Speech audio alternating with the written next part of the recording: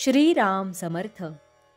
श्रोते हो, आपण ऐकत आहात श्री गोंदवलेकर महाराज यांचे प्रवचन. अनन्यतेतच भक्ती जन्म पावते. भगवंता वाचून भक्ती होत नाही. ज्याप्रमाणे सौभाग्यवती म्हटली की तिचा नवरा असायचाच, त्याचप्रमाणे भक्ती म्हटली की तिथे भगवंत असलाच पाहिजे. भगवंत हा भक्तीचा प्राण आहे. भक्ती आणि माया दोघी भगवंताच्या स्त्रिया आहेत, पण म्हणून त्या सवती आहेत. दोन सवती एके ठिकाणी सुखाने नांदत नाहीत. हा जगाचा अनुभव आहे. मायेला बाजूला करायची झाल्यास आपण भक्तीची कास धरावी, म्हणजे ती मायेस आपोआप हुसकावून लावते. मायेचे वर्चस्व नाहीसे झाले की आपले काम होऊन जाते. तालमीत जाणारा आणि तालमीत न जाणारा यांच्यामध्ये थोडा तरी फरक दिसायला पाहिजे. तालमीत जाणाऱ्याच्या शरीरावर थोडा तरी पीळ दिसायला हवा ना.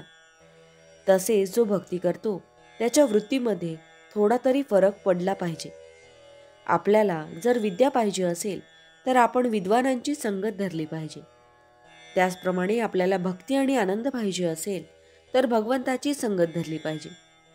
सर्व सृष्टी रामरूप दिसणे हेच भक्तीचे फळ आहे. याकरिता अनन्यतेची अत्यंत जरुरी आहे. अनन्यतेतच भक्ती जन्म पावते. द्रौपदीची अनन्यता खरी.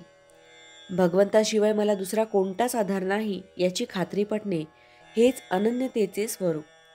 माझी प्राप्ती करून घ्यायची असेल तर भक्ती हे साधन आहे, असे स्वतः परमात्म्यानेच सांगितले आहे. जसे नामस्मरण विस्मरणाने करता येत नाही, त्याचप्रमाणे भक्ती अभिमानाने करता येत नाही. समजा एखाद्या माणसाचे लग्न झाले. तो काल ब्रह्मचारी होता आणि आज गृहस्थाश्रमी झाला, तरी त्याच्या जीवनातले इतर व्यवसाय चालूच राहतात.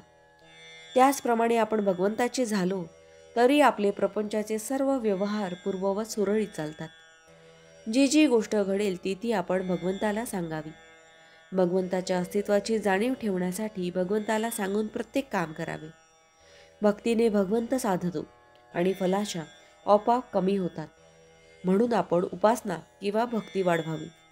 मी देही आहे असे म्हणता म्हणता आपण या देहाचे झालो. त्याचप्रमाणे मी देवाचा आहे असे म्हणत गेल्याने आपण देवरूप होऊन जाऊ. पण हे होण्यासाठी सगुणोपासनेची जरुरी आहे. रस्ता चालून गेल्याशिवाय जसे आपले घर गाठता येत नाही, त्याप्रमाणे सगुणोपासनेशिवाय आपल्याला उपाधिरहित होता येत नाही. रामकर्ता आहे ही भावना म्हणजे सगुणोपासना, आणि हेच खऱ्या भक्तीचे स्वरूप आहे. तू जे देशील ते मला आवडेल असे आपण भगवंताला सांगावे, आणि माझ्या देवाला हे आवडेल का अशा भावनेने जगात वागावे. भावार्थ, घडणारी प्रत्येक गोष्ट भगवंताच्या इच्छेने घडते अशी भावना कायम ठेवणे म्हणजेच भक्ती करणे होय. जानकी जीवन स्मरण जय जय राम. महारुद्र हनुमान की जय. समर्थ रामदास स्वामी महाराज की जय. सब संतन की जय. श्री अनंत कोटि ब्रह्मांड नायक राजाधिराज सच्चिदानंद सद्गुरु श्री ब्रह्म चैतन्य महाराज की जय. जय जय रघुवीर समर्थ. आता आपण 13 वेळा नामस्मरण करूया. श्रीराम जय राम जय जय राम. श्रीराम जय राम जय जय राम. श्रीराम जय राम जय जय राम. श्रीराम जय राम जय जय राम. श्रीराम जय राम जय जय राम. श्रीराम जय राम जय जय राम. श्रीराम जय राम जय जय राम. श्रीराम जय राम जय जय राम. श्रीराम जय राम जय जय राम. श्रीराम जय राम जय जय राम. श्रीराम जय राम जय जय राम. श्रीराम जय राम जय जय राम. श्रीराम जय राम जय जय राम. जय श्रीराम.